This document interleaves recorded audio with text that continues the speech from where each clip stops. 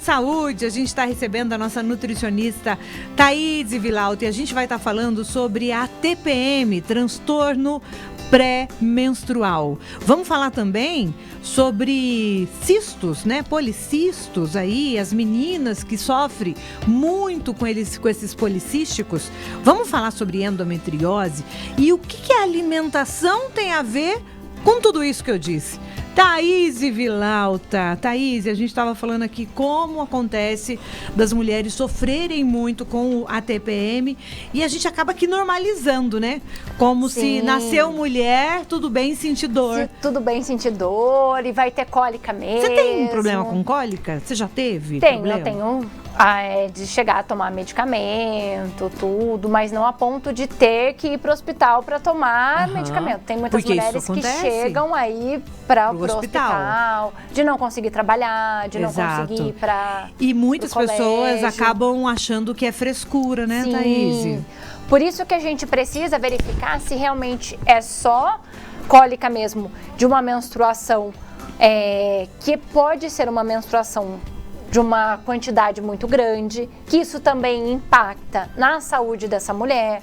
Que, por exemplo, se ela tem um fluxo muito grande, ela pode ter uma perda de ferro nesse período, aí ela fica mais cansada, aí ela pode ser que ela tenha perda nutricional no decorrer desse mês, que não só nesses dias. Aí ela vai fazer os exames, sempre ela tá com ferritina mais baixinha e ela se alimenta bem e nunca ela consegue os níveis bons. Aí essa mulher precisa verificar até com a médica tudo, uma forma dela usar um contraceptivo para ela não ter essa menstruação com tanta frequência.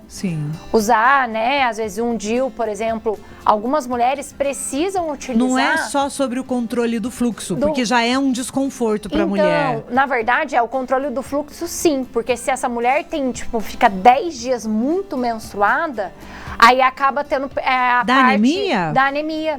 Ela pode vir a ter anemia, ela pode ter o ferro porque baixo. Ela tá perdendo sangue. Ela tá perdendo sangue. E quando Mas não é um sangue sujo, Thaís? Não, na verdade, ela perde nutriente também nesse sangue.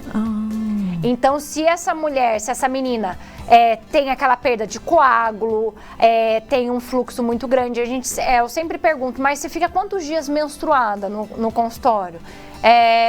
Aquela pessoa que utiliza o absorvente interno, mais o absorvente noturno, acorda durante a noite para trocar, o fluxo é muito acorda intenso. Muito intenso. E aí você vê os exames, ela tá pálida, sem disposição, as vitaminas baixas, não consegue controlar, suplementa e não consegue subir. Aí a gente conversa com a médica para chegar até num consenso de cessar essa menstruação, porque tá fazendo mais mal para essa menina menstruar todos esses dias do que não menstruar. E você sabe que a questão da menstruação, ela é relativizada por muitos médicos. Sim. Eu já conversei com um ginecologista que apoia a mulher não menstruar, tomar o medicamento para não menstruar. O próprio DIU ajuda nesse controle, né? Mas eu já conheço também outros ginecologistas, inclusive o meu, que é a favor da menstruação. Que é uma época que o corpo vai limpar, que a mulher precisa dessa pausa e tudo mais. Então assim, depende muito de médico para médico, né, Thaís? Não é nem questão assim de médico para médico. Existe o que é melhor para cada paciente. É individual. É individual. Por exemplo, se aquela paciente, ela tem uma vida saudável, tem um fluxo normal, fica ali seus 3, 4, 5 dias. Tem um limite de dias para menstruação? Na verdade, tem de quantidade de fluxo. Na verdade, às vezes a menina tem até a menina, mulher, enfim, ela tem um fluxo grande, mas não altera os exames dela. Ela não tem deficiência de ferro, ela não fica cansada, ela tem o rendimento dela normal, ela não tem cólica, ela não tem coágulo, não atrapalha ela. Tudo bem. Às vezes atrapalha, ela tem cólica, tem coágulo, então atrapalha no rendimento dela, vê os exames, se sente suplementa, fraca. Nada melhora, cabelo ruim, unha quebradiça, irritabilidade, não consegue ganhar massa muscular, tá sempre cansada, sem memória. Aí pra essa pessoa... Aí pra essa é melhor. Aí, gente, daí às vezes ela acha que tá arrasando, vou lá e coloco um DIU de ferro, de cobre. Vai descer mais para ela, ela não pode. Ela tem que utilizar um hormonal. Porque daí ela tem que cessar essa menstruação. Até o DIU tem um específico. Tem o DIU, tem um específico. Então ela tem que conversar. Eu brinco que eu falo que lá no consultório, eu falo assim, a gente é um pouquinho de tudo, né? Meio terapeuta, meio ginecologista. Pois porque é uma área bem ginecológica a essa, gente né? estuda pra saber, porque eu preciso entender o que tá acontecendo com o meu paciente. Não que eu vou indicar pra ela, olha, use esse anticoncepcional. Mas eu preciso entender o que ela está utilizando para eu entender os exames dela. Porque ela chega, às vezes, com o exame desregulado, aí eu acho que é só alimentação. Não, eu preciso entender o que está acontecendo com ela. Exato. Que o exame dela está alterado do cocô à desse menstruação. Jeito. Você vai perguntar tudo. A menstruação, exatamente. Então, do cocô à cólica. Exato. Por que ela está tendo essa cólica? Exato. Então, será que é esse fluxo que está maior? Será que é coágulo que ela está tendo? Porque, às vezes, a cólica... Quando o que acontece? Um dos fatos da mulher ter cólica, quando a gente tem um coágulo que sai os pedaços, é onde esse útero, ele pressiona para sair o pedaço. E aí ela sente dor. Entendi. Então, a menstruação que tem é o coágulo, deslocamento desse coágulo, então, exatamente, do organismo. Aí faz como se fosse meio que uma musculação ali, faz um movimento para liberar. Então, ela vai ter cólica. Esse desconforto. E aí ela tem Você já ouviu de alguma pessoa antiga que falava assim, quando casar passa, quando casar melhora. Foi o que aconteceu comigo. Depois que eu comecei a ter vida sexual ativa e depois do primeiro filho, eu acho que melhorou. Eu lembro que quando eu era solteira, morava com a minha mãe, eu sentia muitas dores de cólica. E aí foi eu passar pela primeira gestação, nunca mais tive nenhum episódio de cólica. Tem alguma ligação, Thaís? Eu ia falar isso pra você, porque olha, eu casei e não passou minha cólica, mas eu não fui mãe, então eu acho que é depois do primeiro filho. Eu acho porque que depois que casar, né? não passa. Agora, a endometriose, então fica a dica, amiga, escolhe ou filho ou cólica. Ou filho ou cólica. Ô, Thaís, a endometriose, ela é esse sangue coagulado que não é expelido. Ele sobe para os órgãos e acaba colando, né? Isso. Parte do abdômen da mulher. E é bem grave, né, Thaís? Sim.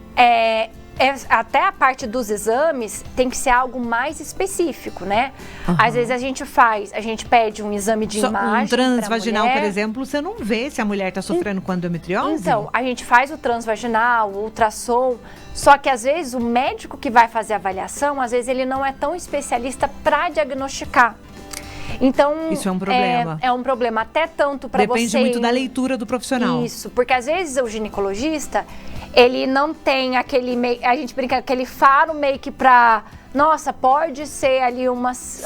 O ovário policístico é mais fácil, porque no exame ali já dá aquela quantidade de folículos, uma quantidade maior, então é muito mais fácil a percepção da síndrome do ovário policístico. A endometriose é mais difícil. Geralmente a pessoa descobre quando ela quer engravidar. Sim. Porque ela faz várias tentativas e começa daí que ela vai investigar.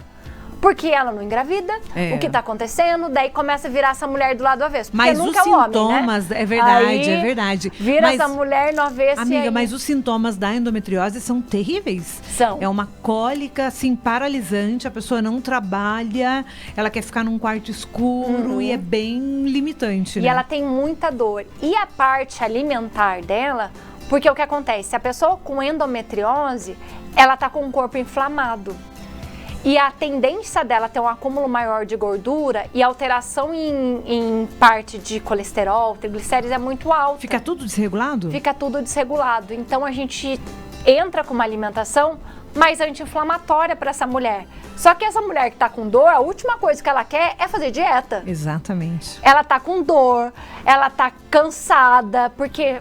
a dor, ela deixa a gente mais sem paciência. Sem paciência.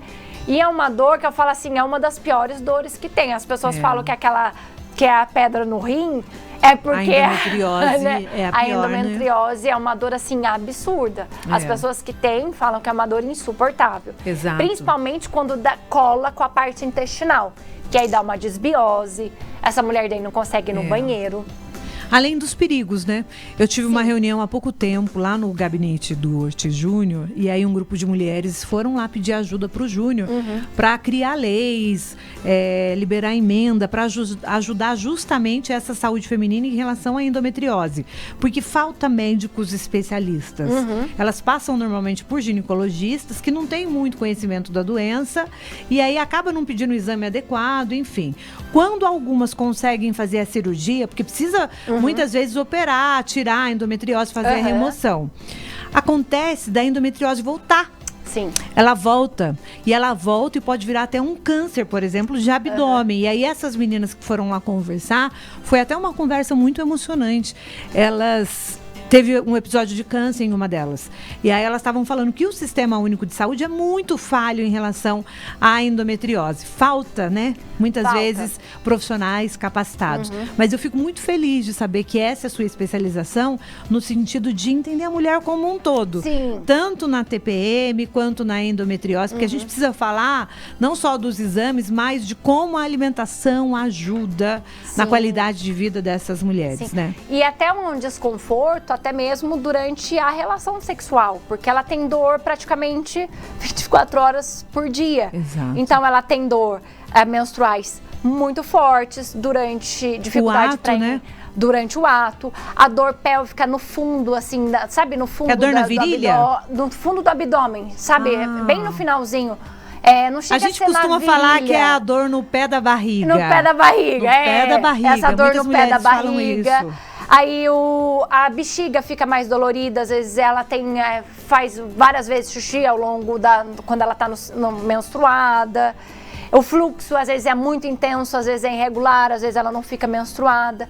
Então, se ela começa a ter essas coisas, ela começa já a ter uns sintomas para investigar uma endometriose. É muito grave e que está cada vez mais comum. Sim. Daqui a pouquinho a gente vai falar mais sobre TPM, ovários policísticos e endometriose.